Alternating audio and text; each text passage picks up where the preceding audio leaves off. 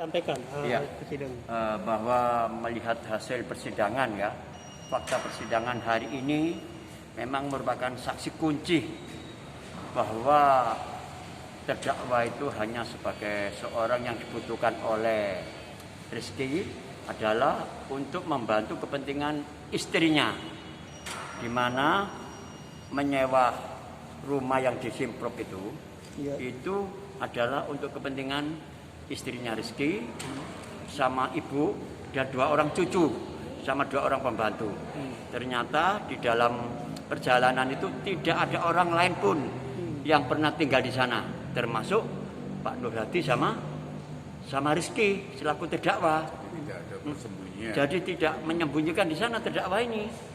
Dan terdakwa sendiri itu hanya diperintahkan untuk membantu kepentingan istrinya saja. Dan selama si Rizky sama Pak Nur Hadi itu di Jawa Timur, mereka tuh tidak pernah komunikasi dengan terdakwa. Misalkan, terdakwa tolong tunggu nanu, tidak pernah ada cerita-cerita seperti itu, tidak ada pernah komunikasi seperti itu.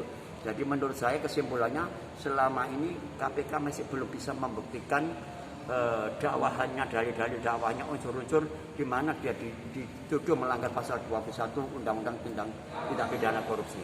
Pak, mengenai uang 490 juta rupiah yang diakui oleh Pak Rizky Herbiono bahwa itu memang uang dia. Apakah itu menunjukkan bahwa bukan menunjukkan kalau itu memang disuruh Rizky Herbiono untuk bersembunyi rumah itu? Oh tidak. Tidak ya? Tidak ada kaitannya.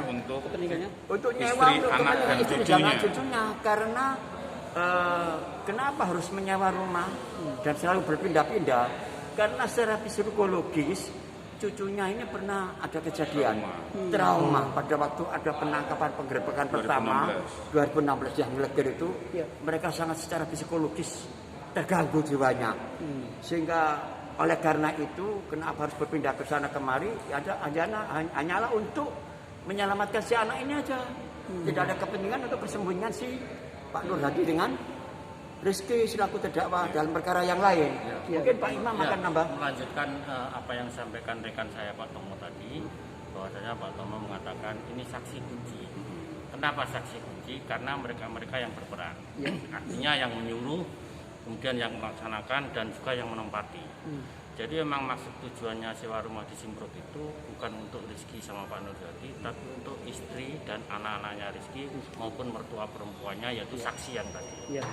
Sehingga dapat dipastikan bahwasanya nyewa rumah itu bukan untuk bersembunyi kedua DPO, akan tetapi untuk keluarganya yang nggak ada kaitannya dengan DPO.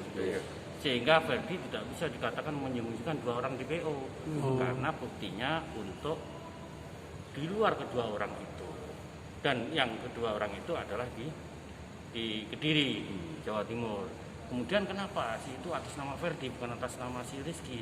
Karena Rizky posisi juga di Jakarta, posisi adalah di Jawa Timur. Di Surabaya.